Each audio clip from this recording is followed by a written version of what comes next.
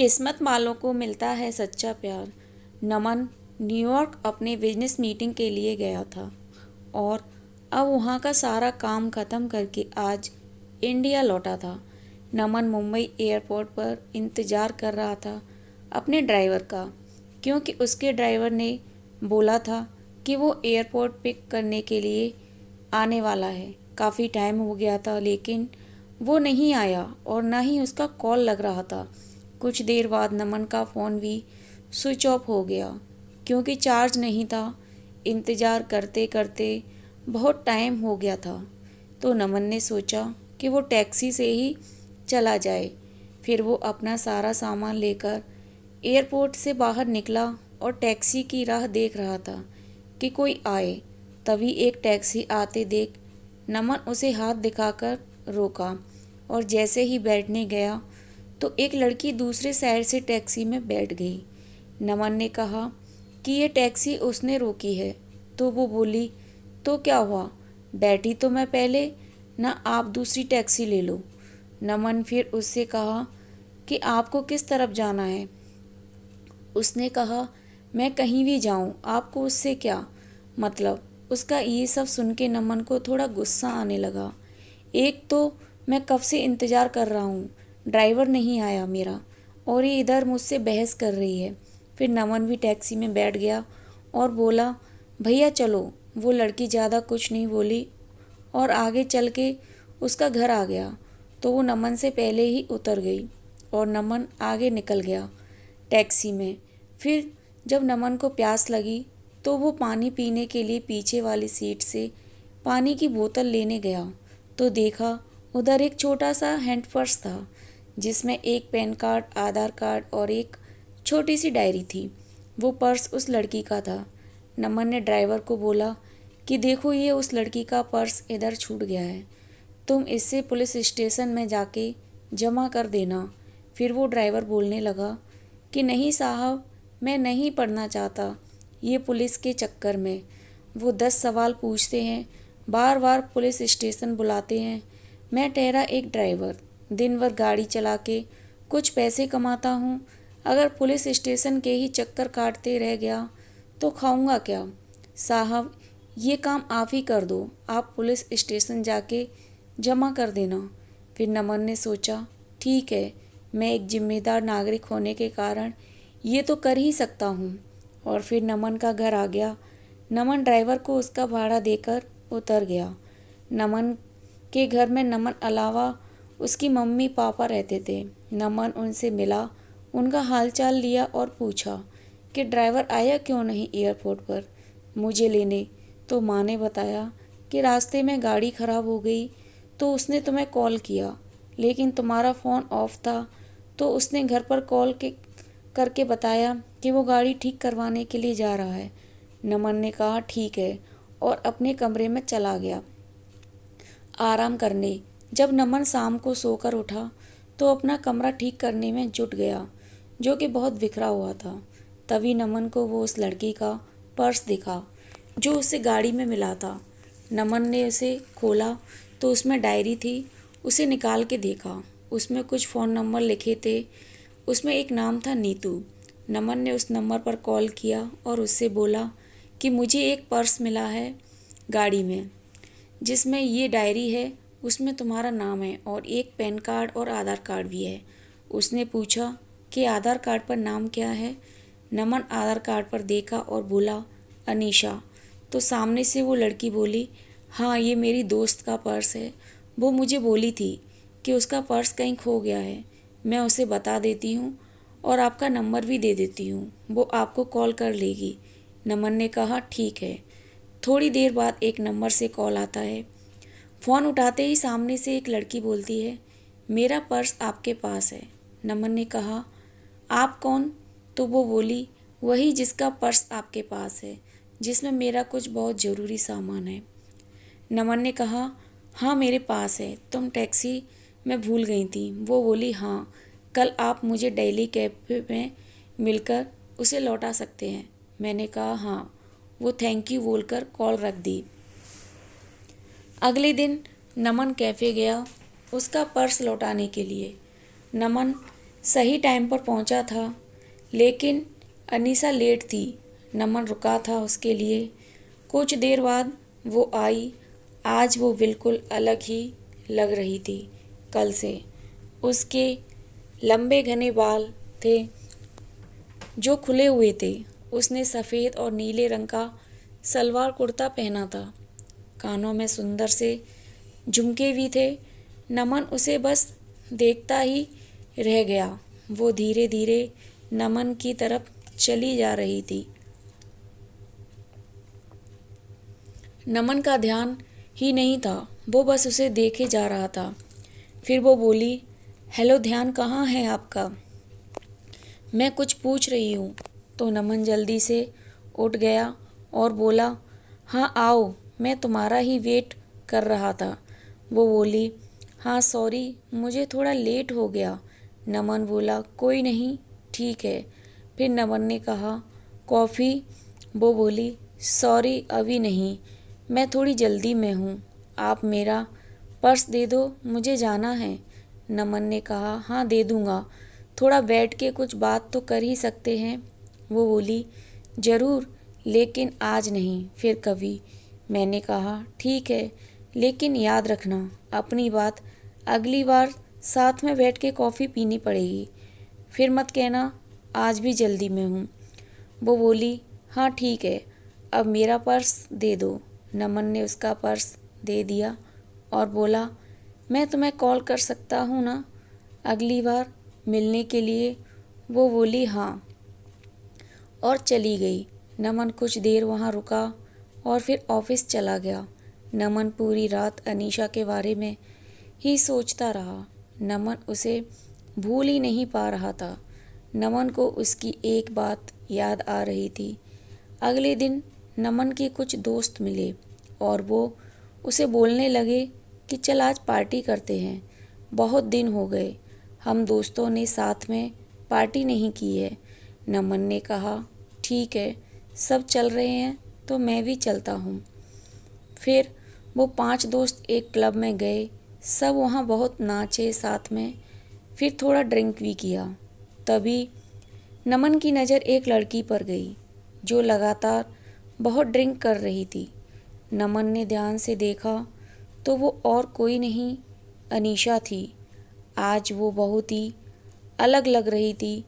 कहाँ उस दिन जब वो नमन से मिली थी तो सलवार कुर्ते में आई थी, और आज वो शॉर्ट स्कर्ट और टॉप में है और ड्रिंक कर रही है। नमन तो बिल्कुल ही चौंक गया उसे देखकर। नमन उसके पास जा ही रहा था उससे बात करने के लिए कि तब तक उसके दोस्त उसका हाथ पकड़कर डांस करने के लिए लेकर गए। नमन की नज़र अनीशा पर ही थी, लेकिन थोड़ी ही देर में वो वहाँ से कहीं चली गई। फिर नमन ने उसे क्लब में इधर उधर ढूंढा, लेकिन वो नहीं मिली। घर जाकर नमन ने उसे कॉल किया, वो कॉल भी नहीं उठा रही थी। नमन उसे बहुत बार बार कॉल किया, लेकिन उसने नमन का एक भी कॉल का जवाब नहीं दिया। अगले दिन फिर नमन उसी टाइम पर क्लब गया ताकि अगर वो आज आई हो तो उधर से ही उससे पूछ लेगा। नमन अंदर जाकर वेट कर रहा था, लेकिन वो नहीं आई। आज फिर नमन ने उसे कॉल किया। इस बार उसने कॉल उठाया। कॉल उठाते ही नमन उससे पूछा, कहाँ हो तुम? वो बोली, क्यों, क्या हुआ? मैंने उससे बोला कि कल मैंने तुम्हें क्लब में देखा था, तुम हद से ज़्यादा ड्रिंक कर रही थी। क्या हुआ है? तुम्हें कोई किसी बात का टेंशन है क्या? वो बोली, नहीं, और कॉल कट कर दी। नमन फिर उसे कॉल लगाया तो उसने कॉल नहीं उठाया। इस बार नमन वहाँ से घर चला गया। घर आकर उसने अनीशा को मैसेज किया कि अगर तुम्हें कोई किसी बात का टेंशन है तो मुझे बता सकती हो। उसका कोई रिप्लाई नहीं आया। 2-3 दिन हो गए, अभी तक अनीशा ने कुछ नहीं कहा था। नमन फिर अनीशा को कॉल किया। उसने कॉल उठाया। नमन ने बड़े आराम से बोला कि तुमने कुछ रिप्लाई नहीं दिया मेरे मैसेज का। वो चुप ही थी। नमन ने फिर बोला, ऐसे चुप नहीं रहो, कुछ बोलो, कुछ परेशानी हो तो बताओ, मैं तुम्हारी मदद कर सकता हूँ। फिर नमन ने कहा, अच्छा चलो कल उसी कैफ़े में मिलो, तुम्हारा कॉफ़ी बाकी है, एक मुझ पे, वो हाँ ठीक है बोलकर कॉल रख दी। नमन बड़ी बेचैनी से कल का इंतज़ार कर रहा था। अगले दिन वो सुबह सुबह उठा, अच्छे से तैयार होकर अनीशा से मिलने के लिए निकला। आज नमन खुद टाइम से पहले आकर इंतज़ार कर रहा था। थोड़ी ही देर में अनीशा आई। वो बहुत सुंदर दिख रही थी। आज उसने जीन्स टॉप पहना था और बाल वैसे ही खुले थे। वो जैसे जैसे आगे आ रही थी, चल के उसके बाल उसकी आंखों की तरफ आ रहे थे। वो उन्हें ठीक करती हुई आ रही थी। वो आके नमन के सामने वाले कुर्सी पर बैठ गई। वो शांत थी। नमन ने पूछा, कॉफ़ी? वो हल्की सी मुस्कुराहट के साथ बोली, हाँ। नमन ने वेटर को कॉफ़ी के लिए बोला और अनीशा से बोला, चलो अब बताओ क्या बात है जिससे तुम परेशान हो। पहले तो वो कुछ नहीं बोल रही थी। फिर नमन ने कहा, बोलो, कुछ तो बोलो कि मैं मुंबई में अकेले रहती हूँ, यहाँ मैं अपना कैरियर बनाने के लिए आई हूँ। यह बोलते बोलते वो चुप हो गई। मैंने कहा, हाँ आगे बोलो, इसमें क्या हुआ, ये तो अच्छी बात है, तुम अपने कैरियर पे इतना ध्यान दे रही हो। फिर वो बोली, लेकिन अब नहीं हो पा रहा है मेरा काम, मैं बिल्कुल ध्यान नहीं रहता, मुझे अपने बॉस से बहुत बार बार डांट सुननी पड़ती है और उसने तो ये तक कह दिया कि अगर ऐसा ही चलता रहा तो वो मुझे नौकरी से निकाल देगा। 2 महीने हो गए मेरे इस बर्ताव से मुझे रोज़ डांट सुननी पड़ती है। मैंने उससे पूछा, ऐसा क्या हो गया है कि तुम इतनी परेशान रह रही हो। वो चुप हो गई फिर से। फिर थोड़ी देर बाद बोली, मुझे कैंसर हो गया है। ये सुनकर नमन घबरा गया। आगे वो बोलती रही, 2 महीने पहले मैंने चेकअप करवाया था तो डॉक्टर्स ने बोला कि मुझे कैंसर हो गया है, अभी 2nd स्टेज पर है। ये सुनकर मैं तब से परेशान रहती हूँ कि कैसे मैं सब करूँगी। मेरा इस दुनिया में कोई नहीं है। बचपन से ही मैं अनाथ हूँ, बस कुछ ऑफिस के दोस्त हैं। मैं ये बात अपने ऑफिस में भी नहीं बता सकती कि अगर बॉस को पता चला तो वो मुझे कहीं नौकरी से निकाल ना दे। 3 महीने पहले ही मेरा प्रमोशन हुआ है, मुझे हेड ऑफ द डिपार्टमेंट बनाया है और ये सब हो गया। मैं अब क्या करूं, कुछ समझ नहीं आ रहा है। ये सब सुनकर नमन ने धीरे से उसका हाथ अपने हाथ में लिया और बोला, तुम अकेले नहीं हो, मैं तुम्हारे साथ हूँ। वो चुपचाप नमन की ओर देखने लगी। नमन ने कहा, हाँ तुम सही सुन रही हो, मैं तो उसी दिन से तुम्हें पसंद करने लगा था जिस दिन तुम अपना पर्स लेने के लिए मुझसे मिलने आई थी। ये सुनकर उसने अपना हाथ पीछे कर लिया। नमन ने पूछा, क्या हुआ, हाथ क्यों हटा लिया तुमने? वो बोली, नहीं ये सब ठीक नहीं है, मेरी ज़िंदगी का ही भरोसा नहीं है और मैं तुम्हें मेरी वजह से कोई परेशानी नहीं दे सकती। नमन उसे प्यार से समझाया कि नहीं,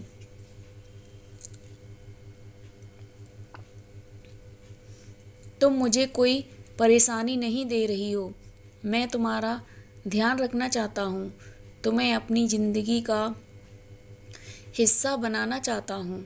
मैं हमेशा तुम्हारे साथ रहूँगा, कभी तुम्हें अकेला नहीं छोड़ूँगा। वो बोली, नहीं तुम समझो, कल को पता नहीं मैं रहूँ या ना रहूँ, तुम क्यों खुद को किसी की परेशानी में डाल रहे हो। नमन ने उसे बहुत समझाया लेकिन वो नहीं मानी और चली गई। नमन उसके पीछे गया और उसका हाथ पकड़ के रोका और उससे कहा, तुम्हें कभी भी किसी की ज़रूरत हो तो मैं हमेशा तुम्हारे साथ रहूँगा। और फिर अनीशा चली गई। नमन उसे रोज़ उसका हाल पूछता था, वो डॉक्टर के पास चेकअप के लिए गई कि नहीं, टाइम पर सब दवाइयाँ ले रही है कि नहीं। उस दिन के बाद नमन ने कभी उसे अकेला नहीं महसूस होने दिया। नमन उसे रोज़ फ़ोन करता था, उसका हाल पूछता था। 4 महीने हो चुके थे ऐसे बात करते करते। एक दिन शाम को फ़ोन पर बात करते अनीशा बेहोश हो गई। नमन उसे पुकारता रहा लेकिन वो कुछ नहीं बोल रही थी। नमन तुरंत उसके घर जाने के लिए निकल गया। उधर पहुंचा तो देखा कि अनीशा के घर पर कोई नहीं था। फिर उसके पड़ोसियों से पूछा तो पता चला वो हॉस्पिटल लेकर गए हैं उसे। मैं तुरंत हॉस्पिटल पहुंचा, इंक्वायरी डेस्क पर उसके बारे में पता किया और उसके रूम की तरफ गया। वह 2-3 लोग खड़े थे जो अनीशा को हॉस्पिटल लेकर आए थे। नमन ने उनसे पूछा कि क्या हुआ अनीशा को, तो वो बोले कि अनीशा अपने घर में बेहोश होकर गिर गई थी। वो तो उसके घर का दरवाज़ा थोड़ा खुला था तो एक बच्चे को बॉल खेलते खेलते उसके घर में चली गई। तो हमने जाकर देखा ये बेहोश पड़ी थी।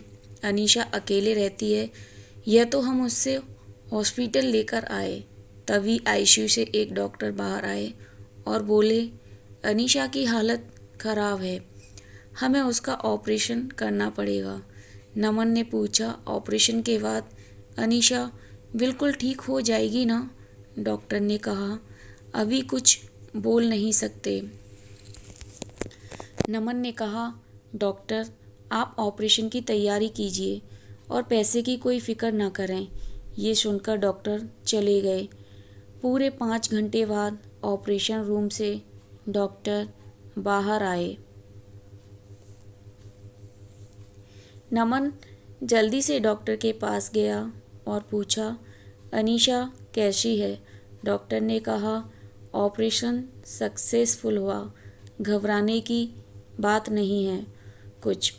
नमन के जान में जान आई और उसने पूछा क्या मैं अनीशा से मिल सकता हूँ?